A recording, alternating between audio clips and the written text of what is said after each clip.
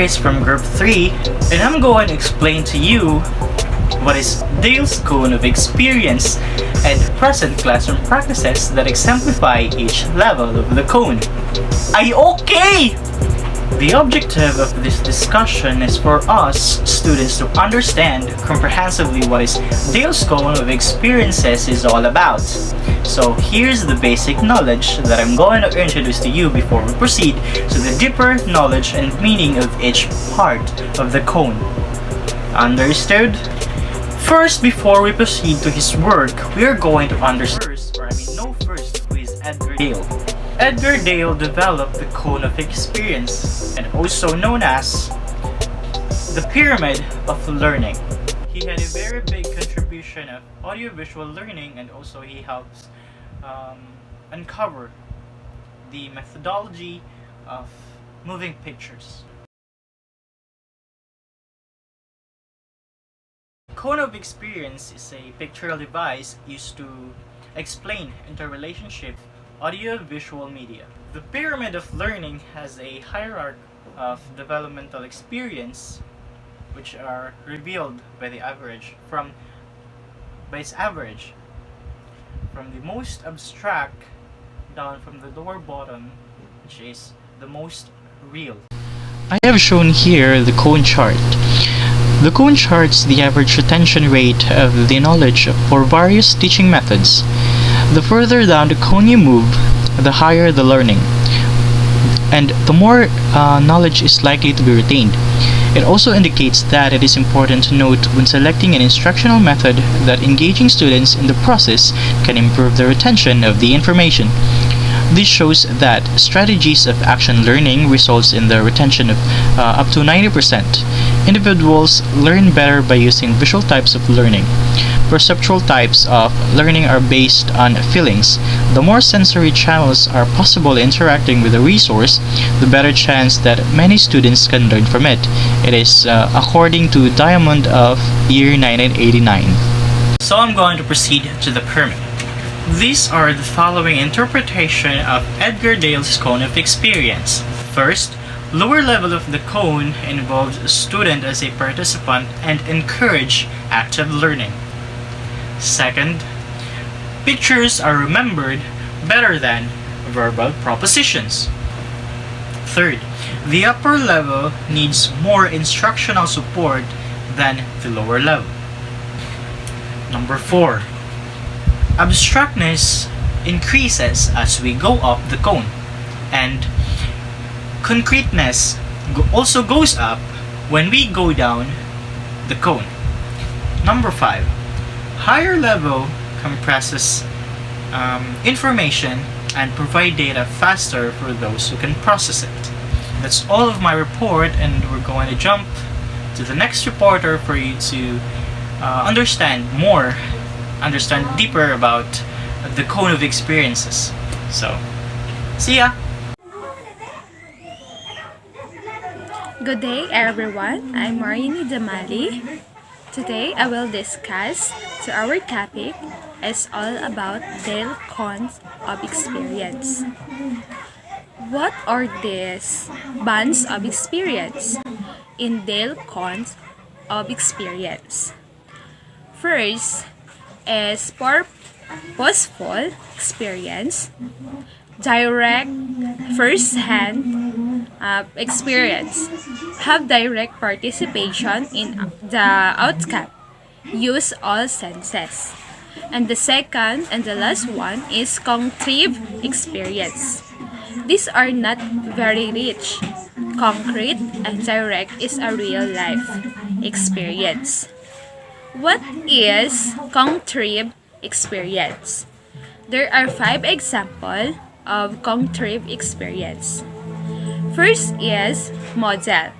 Replication in a small scale, a large scale, on exact size, a real item, but made of scientific material. It is a substitute for real item that may or may not be operational in 1969. The second is mock-up. It's an arrangement of a real device or associated. devices display in such a way that representation of reality is created. A unique model, whether parts of model are single out heightened, magnified to focus on the part of process under study. Example, planetarium. Third is specimen. An individual, animal, plant species of a mineral, etc. It is used example of its species or type of scientific study. Or display, an example is a product or piece of work regarded a typical it is class or group, a sample for medical testing, especially if you read. Fourth is object. What is object? May also include artifacts, display in a museum or objective, display in exhibit or preserved insect specimen in science. The last one is in simulation. What is simulation? A representation of real manageable event in which learner is an active participant engaged in learning, behavior, or applying previously acquired skill or knowledge. This is the topic is all about DELCON experience. Thank you.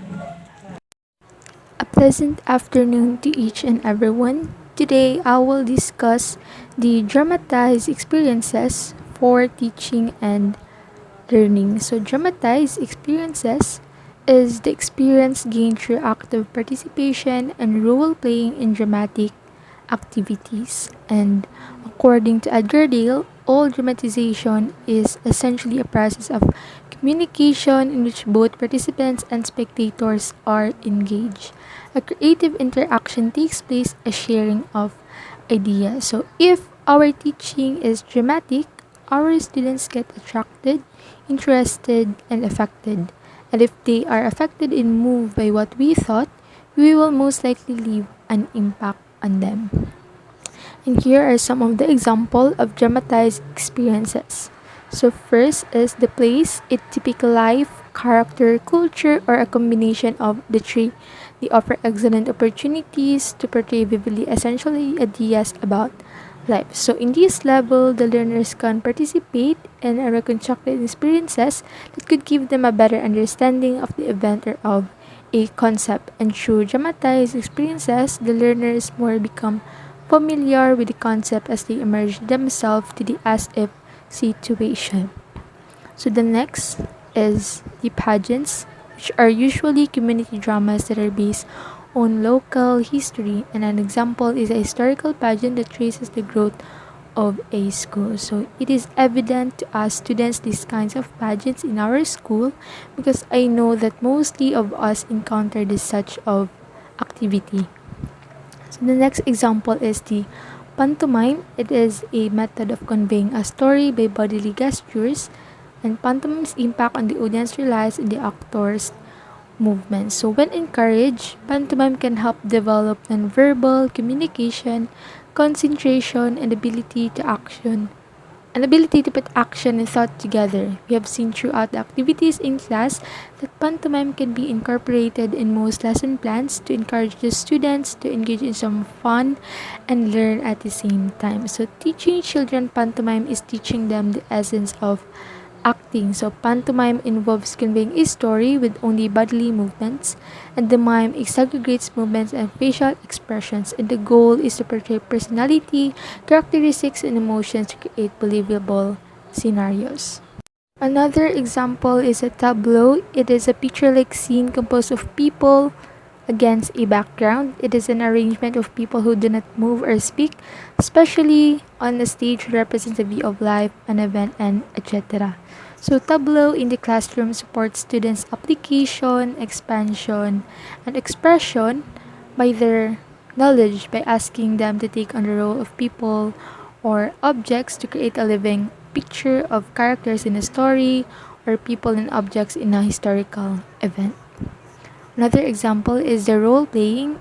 It is an unrehearsed, unprepared, and spontaneous dramatization of a situation where the roles absorb assigned participants. So you pretend to be someone else or pretend to be in a particular position you are not really in at the moment. So a role play area is a fun and a playful activity, but also a key component in learners' learning. It is a social space that develops speaking and listening skills, as well as giving learners the opportunity to reflect on and develop their knowledge of a topic while sparking and enhancing creativity and imagination. So, role playing can be effectively used in the classroom to motivate and engage students, enhance current teaching strategies, and roles can be effectively used in the classroom to provide real world scenarios to help the students learn. And I know that most of us already experienced this kind of activity during in our elementary and high school years. So another example is the puppets. It is an inanimate object or representational figure animated or manipulated by an entertainer who is called a puppeteer.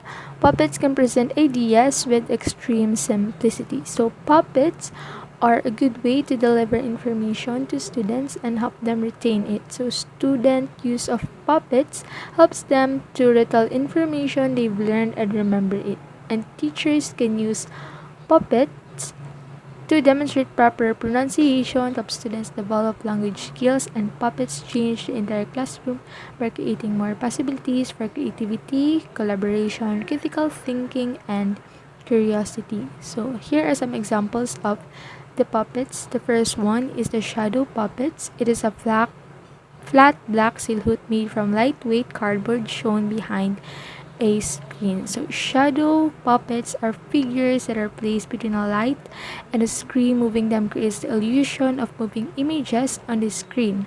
An experienced puppeteer can make figures appear to walk, talk, fight, and dance.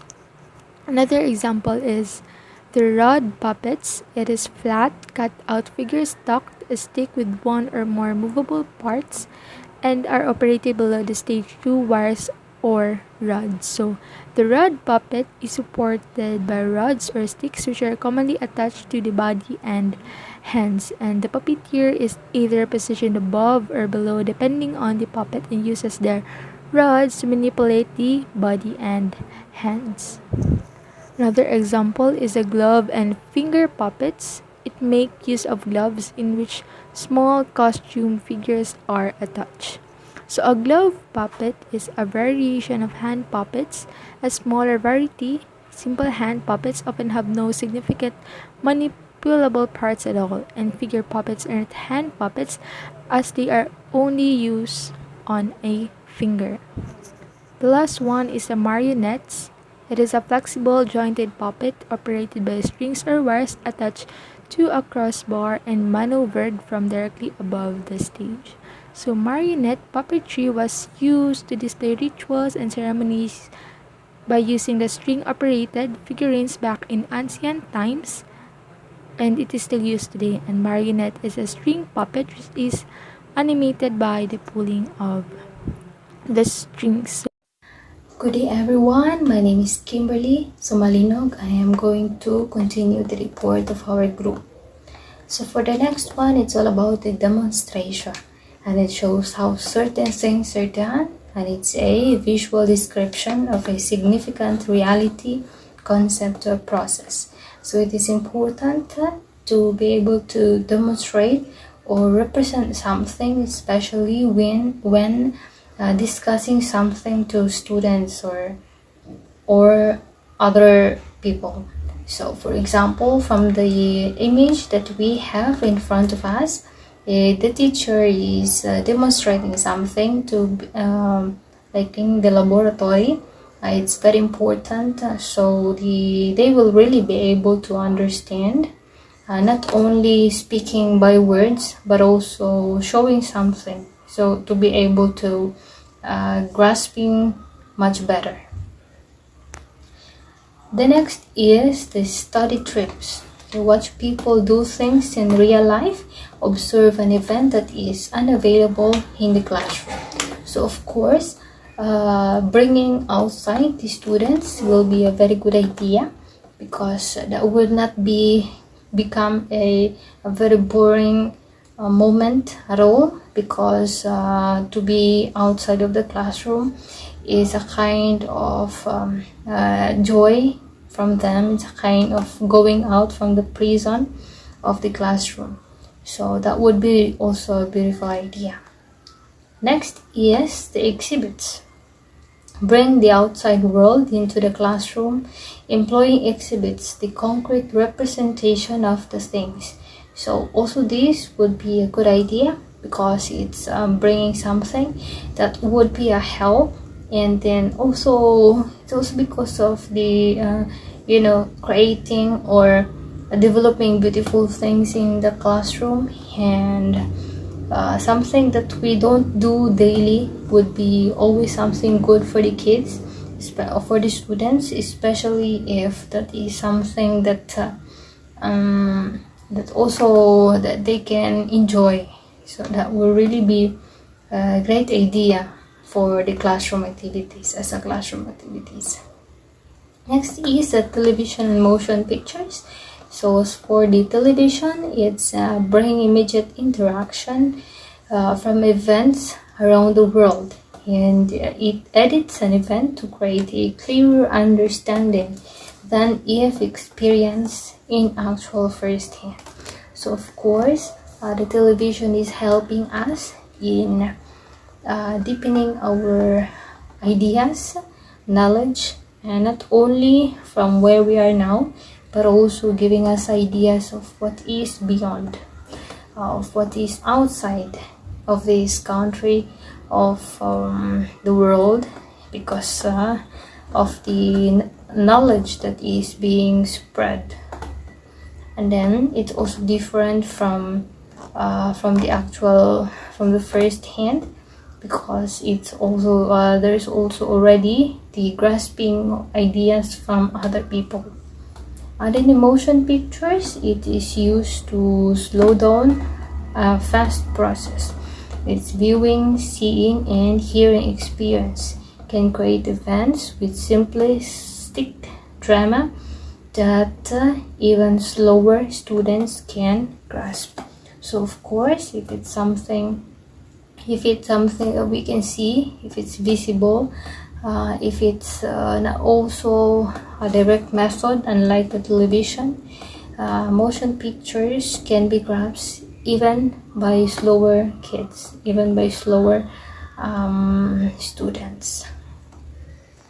And then the last one, as for my side, it is still pictures, recordings, radios. So these can often be understood by those who cannot read, and is helpful to students who cannot deal with the emotion or pace of a real event or television, because it's already a recording or it's in the radio. It's easier to feel, to emote, because if it's really in the real moment, if it's something that we can see, like the television, it's emotionally we can be disturbed. Or it could also happen in listening to a radio, but that would be a little different. So this is good for those who cannot read. And that would be all as for my report, and good day everyone. Thank you.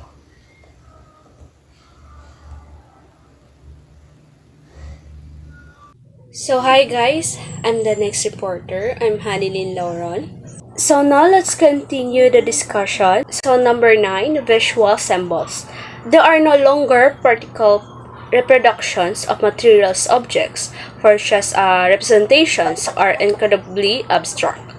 So visual concept that describes something intangible by association and something that reflects or stand for something else. So usually by association or by way of definition of something abstract. So visual perception has a predictive framework that is interesting. So These contain visual graphic resources such as charts, maps, diagrams, sketches, posters, comics, photos, drawings on blackboards, and illustration. So the visual symbols form a primary contact language. So in addition, visual symbols is a representation of a direct reality which comes in the form of sign and symbols. So there was types of visual symbols. First is drawings. So a drawing might not be a real thing, but better than nothing to have practical visual help. So to prevent ambiguity, it is important that the real things is depicted correctly by our drawing. So next is the cartoons. So cartoons are another useful visual symbol that can add innovations to our teaching. So metaphorically, our first-rate cartoon reveals its tree. So next is the strip drawings. A series of sketches linked to a funny story or an adventure in a newspaper, magazine, etc. So this is a series of adjacent, typically horizontally organized images that are intended to be read as a narrative or a sequential sequence. So next is the diagram. It is any line drawing that show arrangement and relation as a part to the whole, relative values, origin and development, chronological fluctuation, distribution, etc. So diagram a simplified drawing showing the appearance, structure, or a workings of something. A schematic representation. So there was types of diagrams.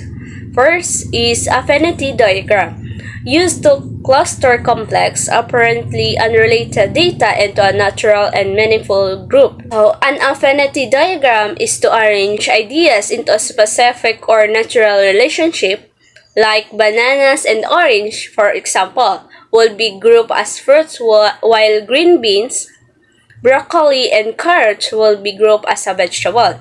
So next is the fishbone diagram. Fishbone diagram often referred to as the cause and effect diagram or Ishikawa diagram.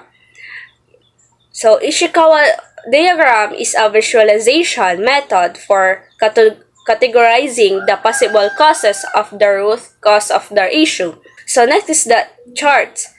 Chart is a diagrammatic representation of individual connection within an organization.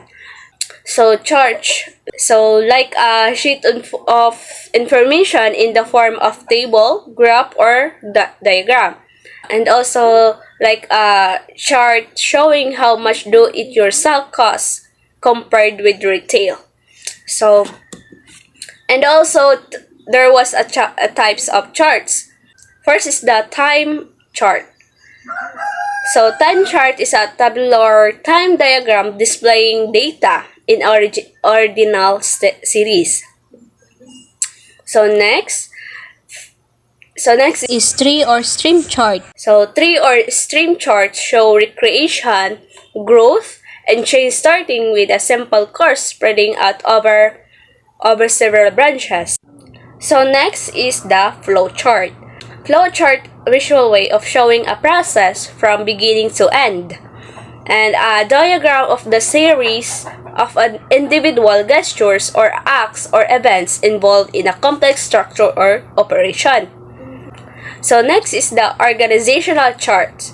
Show how one part of the company applies to the other section. So it is a graphical representation of the structure which show the relationship within the position or jobs. So next is the comparison and contrast chart.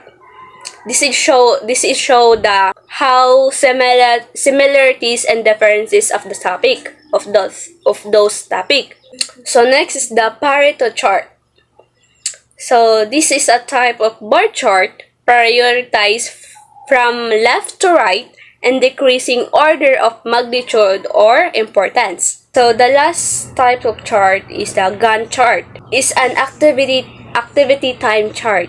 A diagram displaying a sequence of horizontal lines representing the amount of work completed or produced during different periods to the amount expected for those periods.